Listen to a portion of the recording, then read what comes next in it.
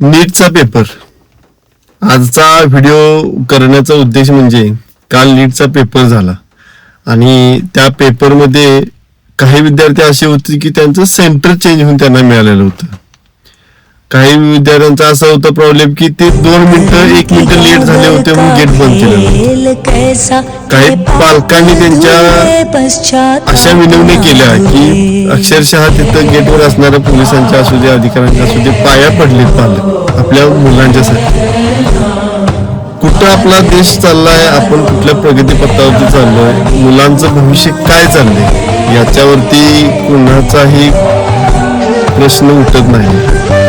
पुढे एक तुम्हाला व्हिडिओ मी दाखवतोय.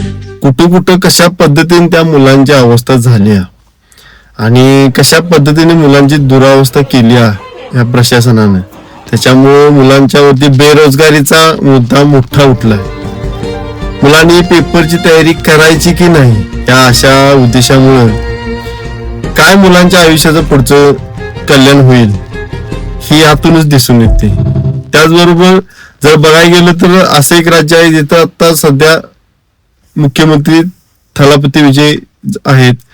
त्यांनी आपल्या राज्यात अशा प्रकारे मुलांची सोय केली की स्वतः पोलीस आपल्या गाडीतून त्यांना त्या परीक्षा सेंटर पर्यंत घेऊन पोहोचवतात. जी मुलं लेट झाल्यात, ज्या मुलांना खरोखर सेंटर चेंज होऊन मिळालेलं आहे त्या ठिकाणी त्यांना पोलीस होता. मग आपल्या इथं असं का? याचं नेमकं कारण काय असावं? तुमचं मत व्यक्त करा मित्रांनो. कारण का बोललासा तर पुढे तुम्ही येणारा, नाही बोललासा तर ज्यावेळी तुमच्या घरावरतीही किंवा तुमच्या मुलांच्या वरती जोपर्यंत वेळ येणार नाही तोपर्यंत तुम्ही ह्यात उतरणार नाही. पटलं तर बघा, नाही पटलं तर सोडून द्या. धन्यवाद.